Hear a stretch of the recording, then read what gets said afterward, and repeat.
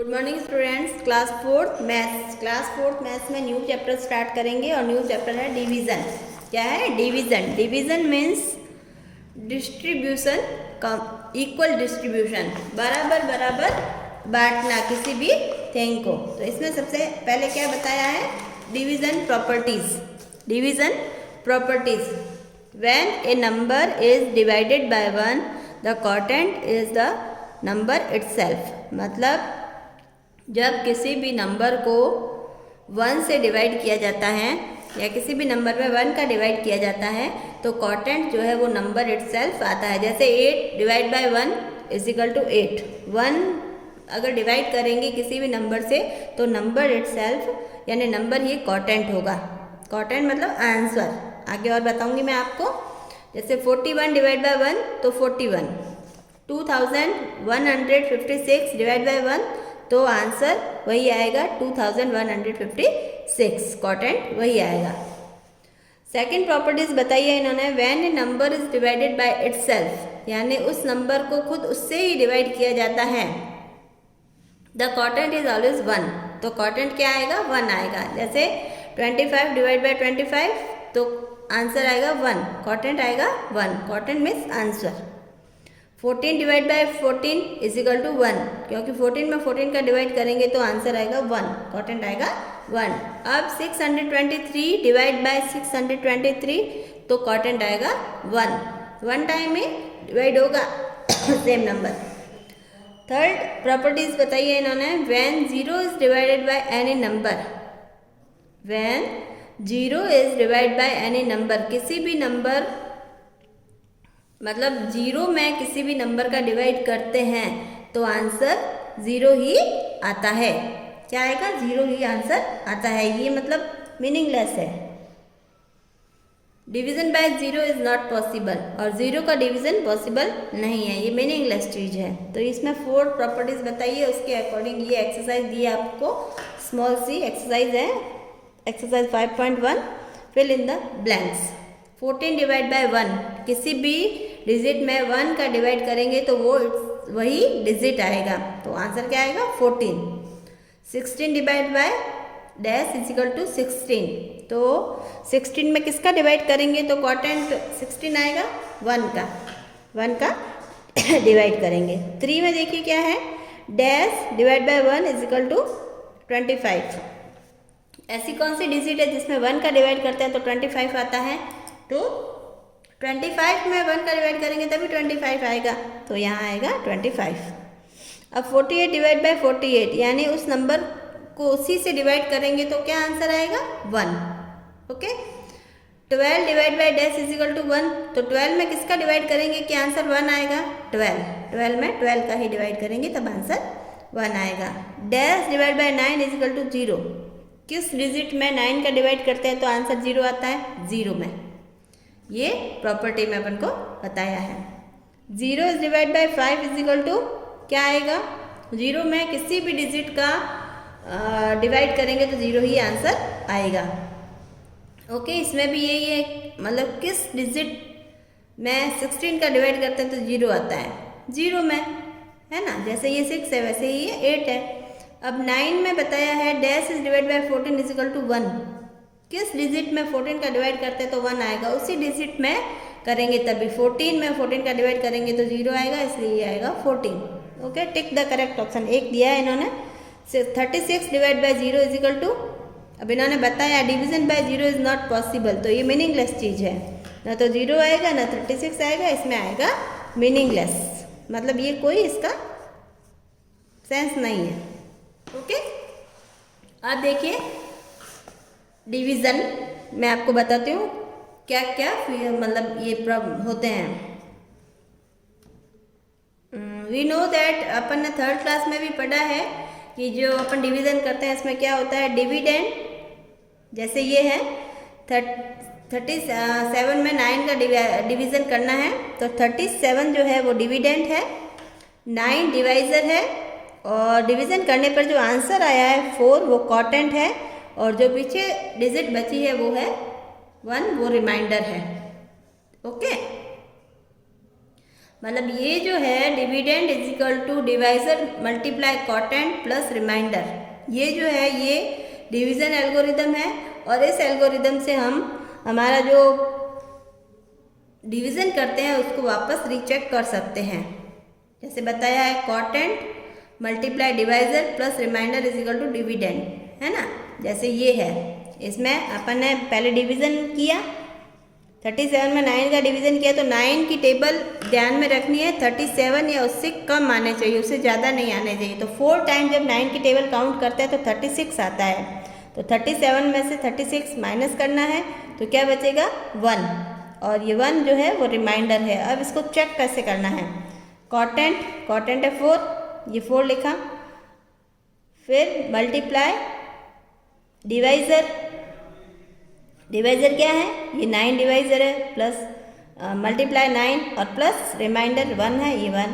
अब इन दोनों को मल्टीप्लाई करेंगे तो 36 आएगा और प्लस 1 किया तो 37। इस तरह से इसको चेक कर सकते हैं। तो since quotient multiply divisor plus remainder is equal to dividend, the quotient and remainder are correct, तो पता चल जाता है कि कॉटेंट और रिमाइंडर हमारे करेक्ट है।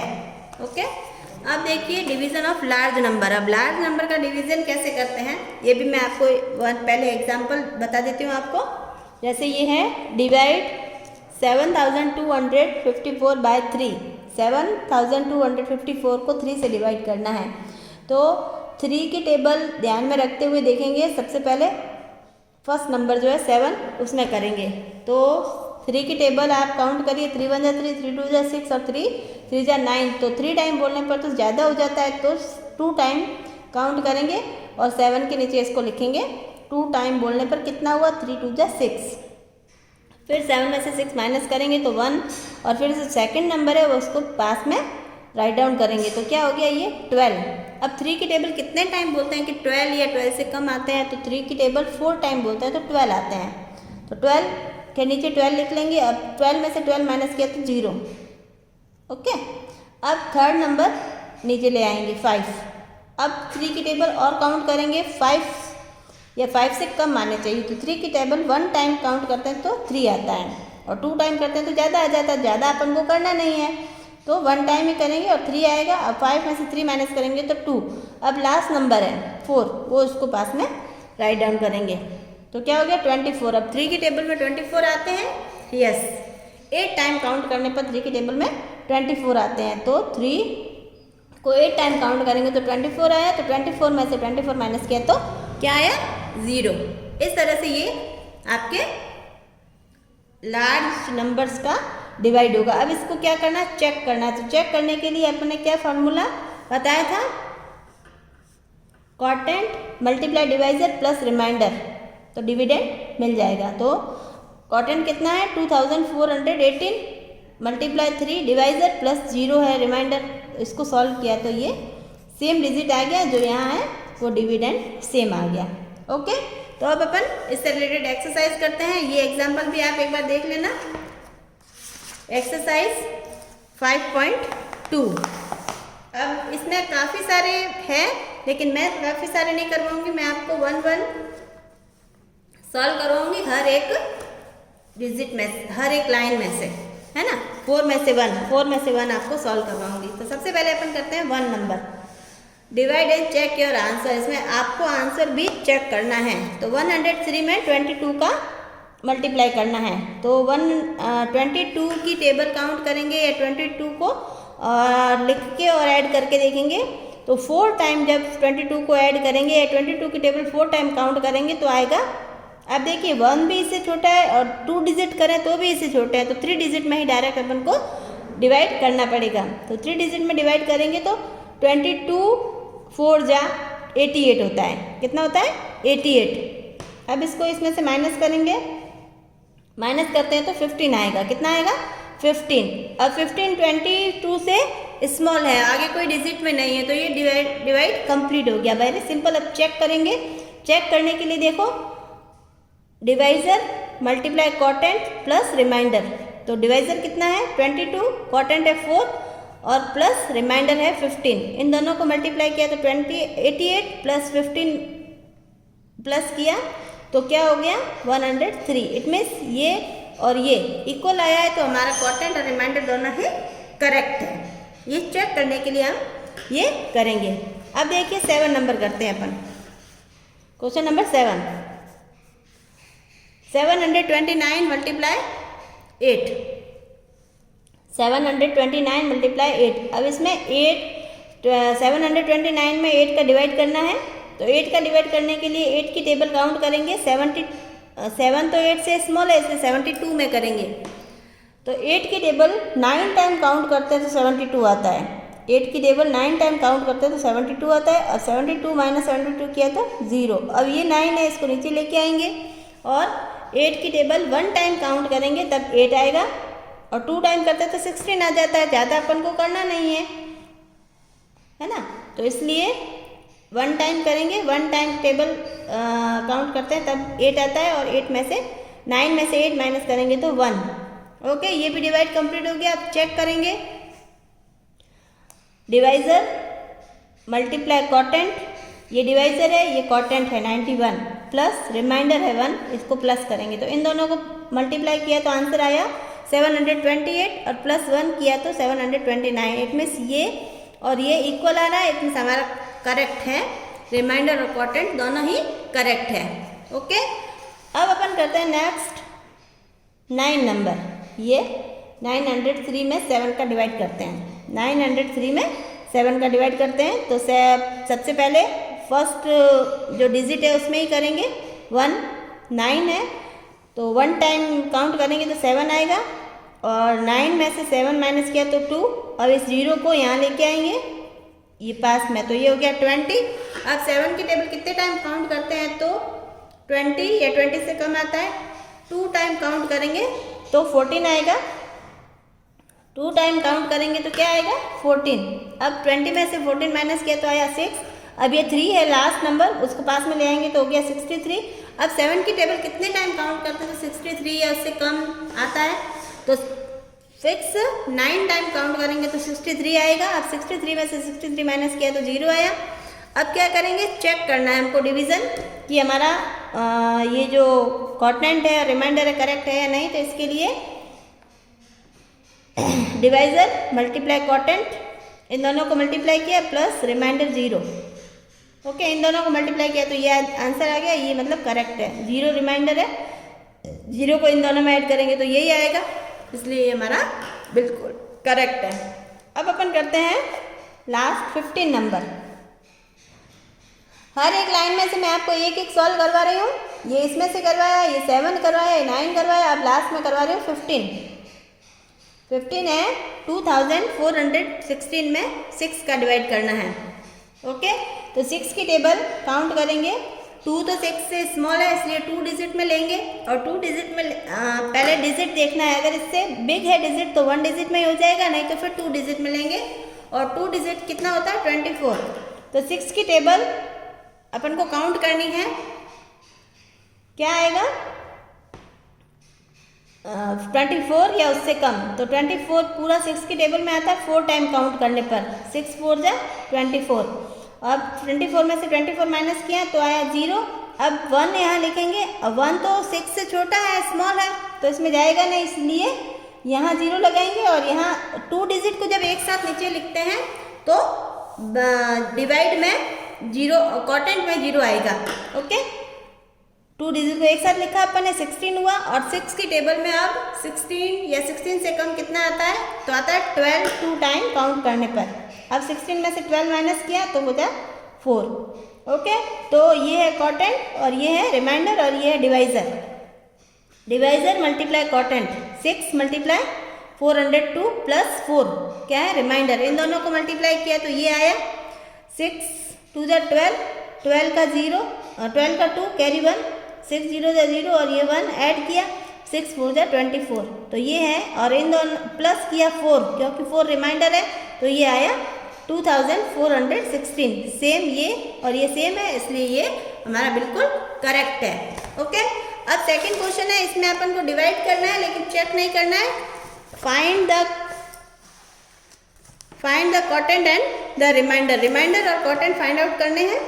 इसमें भी मैं आपको 1 लाइन में 1 ही सॉल्व करवाऊंगी और बाकी जो है वो आपको सेल्फ सॉल्व करने हैं और ये सब कॉपी में आपको नोट डाउन करना है एक एक सारा। तो देखिए सेकंड बी क्वेश्चन में सबसे पहले अपन थर्ड नंबर करते हैं 726 डिवाइड बाय 19।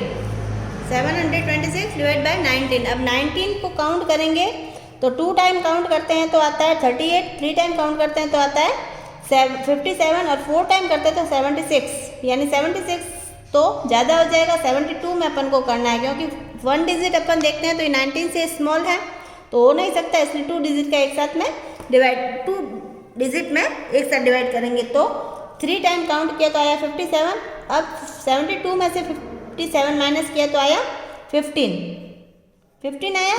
अब इस पास में 6 जो है इसको लिख देंगे तो 156 हो जाएगा।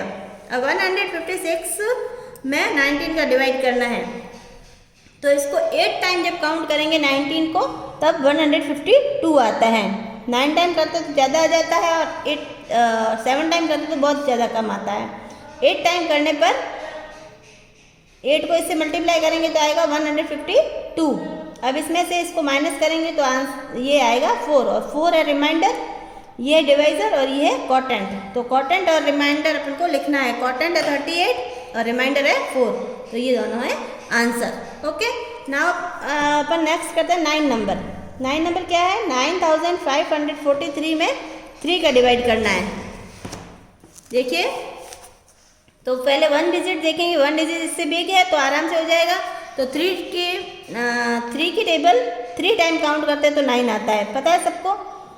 फिर 9 में से 9 माइनस किया तो 0, 5 को नीचे ले आते हैं। अब 3 की टेबल में 5 या उससे कम कितना आता है? 1 टाइम काउंट करने पर आता है 3। 5 में से 3 माइनस किया तो 2 आया। अब थर्ड डिजिट जो है 4 वो उसके 2 के पास में लिखेंगे तो जाएगा 24। अब 3 की टेबल में 24 कितने टाइम काउंट करने पर आता है? 8 टाइम। 3 की टेबल को 8 टाइम काउंट करते हैं तो 24 आता है। ये 24 को 24 के नीचे लिख देंगे। 24 माइनस 24 0। अब ये लास्ट डिजिट बचा हुआ इसको पास में लेके आएंगे तो ये हो गया 3। तो 3 को 1 टाइम काउंट करेंगे तो 3 आएगा और 3 में से 3 माइनस किया तो 0। इसमें रिमाइंडर 0 है और क्वोटेंट है ये 3181 और रिमाइंडर है 0। अब अपन करते हैं 12 नंबर। क्या करते हैं? 12 नंबर 6818 में 9 का डिवाइड करना है। 6818 में 9 का डिवाइड करना है तो टेबल इसके लिए आपको आनी बहुत ज़रूरी है और टेबल आपको लर्न करनी पड़ेगी, ठीक है। तो 9 पहले फर्स्ट डिजिट देखेंगे तो फर्स्ट डिजिट जो है वो डिवाइजर से भी स्मॉल है तो 2 डिजिट में करेंगे 68 में। और 68 में 9 की टेबल जो है कितने टाइम काउंट करें अपन? तो काउंट करके देखेंगे तो 7 टाइम काउंट करते हैं तब 63 आता है और 8 टाइम कर देते तो 72 आ जाता जो कि ज़्यादा है। इसलिए 63 7 टाइम में करेंगे और 7 टाइम काउंट करने पर आया 63। और 68 में से 63 माइनस किया तो 5 बचा और ये पास वाला डिजिट थर्ड डिजिट है 1, इसको पास में लिखेंगे तो जाएगा 51। अब 9 की टेबल में काउंट करेंगे तो 5 टाइम काउंट करने पर 45 आता है। 5 टाइम काउंट करने पर 45 आता है। 51 में से 45 माइनस किया तो आया 6 और लास्ट डिजिट है इसको पास में लिख देंगे 68 हो गया। और 68 हो गया तो पहले भी 68 था, वही 7 टाइम अपन काउंट करेंगे तो 63 आ जाएगा। और 68 में से 63 माइनस किया तो 5। अब कोई डिजिट नहीं बचा इसलिए ये कंप्लीट हो गया है। तो ये है क्वोटेंट और ये है रिमाइंडर। यहाँ लिख देंगे अपन क्वोटेंट 557 और रिमाइंडर 5।